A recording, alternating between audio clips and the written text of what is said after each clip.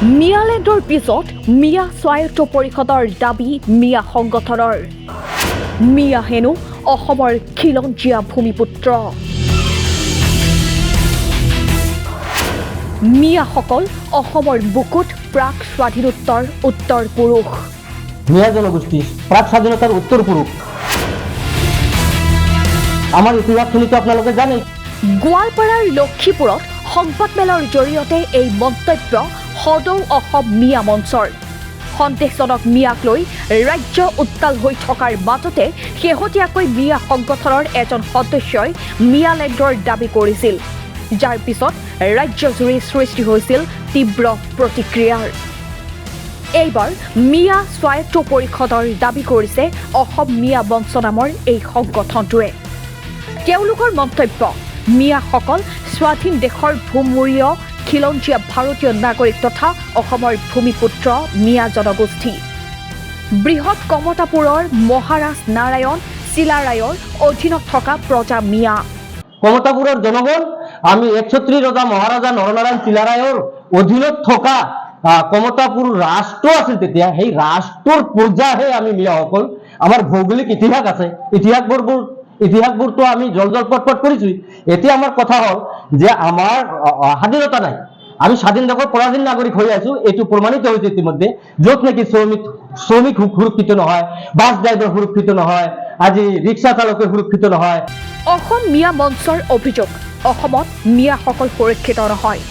মিয়াক বিভিন্ন ধৰণৰ অত্যাচাৰ দুৰ্ব্যৱহাৰ কৰাৰ অভিযোগেৰে মিয়া স্বায়ত্ত পৰিষদৰ গঠনৰ দাবী কৰি মুখ্যমন্ত্ৰীক এই আহ্বান জনালে অসম মিয়া মঞ্চই। এতিয়া আমি সুকীয়াভাৱে মিয়া স্বায়ত্ত শাসন এতিয়া টেৰিটৰিয়েল দিব নে নন টেৰিটৰিয়েল দিব, সেইখিনি সংবিধানে বিচাৰ বিবেচনা কৰিব। কিন্তু আমি সাহিত্য শাসন লাগিব, এইটো আমি দাবী উত্থাপন কৰিছো মুখ্যমন্ত্ৰী মহোদয়ৰ ওচৰত, চৰকাৰ ব্যৱস্থাৰ ওচৰত, সংবিধানৰ ওচৰত। আমি সাংবিধানিক যুঁজ দিম। যুঁজ এটা হ'ব, এইটো ফাইনেল, এইটো সংবিধান ৰক্ষাৰ যুঁজ, মানৱ অধিকাৰ ৰক্ষাৰ যুঁজ। Bureau report, nation ANI. মিয়ালেণ্ডৰ পিছত মিয়া স্বায়ত্ত পৰিষদৰ দাবী মিয়া সংগঠনৰ।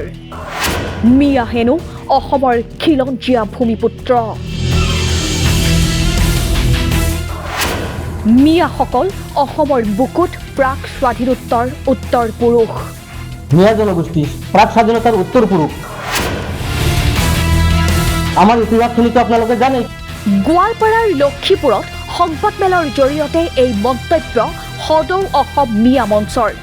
সন্দেহজনক মিয়াক লৈ ৰাজ্য উত্তাল হৈ থকাৰ মাজতে শেহতীয়াকৈ মিয়া সংগঠনৰ এজন সদস্যই মিয়ালেণ্ডৰ দাবী কৰিছিল, যাৰ পিছত ৰাজ্যজুৰি সৃষ্টি হৈছিল তীব্ৰ প্ৰতিক্ৰিয়াৰ।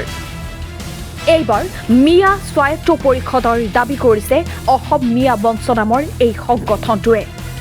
তেওঁলোকৰ মন্তব্য, মিয়াসকল স্বাধীন দেশৰ ভূমূৰীয় খিলঞ্জীয়া ভাৰতীয় নাগৰিক তথা অসমৰ ভূমিপুত্ৰ মিয়া জনগোষ্ঠী। বৃহৎ কমতাপুৰৰ মহাৰাজ নাৰায়ণ চিলাৰায়ৰ অধীনত থকা প্ৰজা মিয়া। কমতাপুৰৰ জনগণ আমি ১৩৬ ৰজা মহাৰাজা নৰনাৰায়ণ চিলাৰায়ৰ অধীনত থকা কমতাপুৰ ৰাষ্ট্ৰ আছিল তেতিয়া, সেই ৰাষ্ট্ৰৰ প্ৰজাহে আমি মিয়াসকল। আমাৰ ভৌগোলিক ইতিহাস আছে, ইতিহাসবোৰতো আমি জলপট কৰিছো।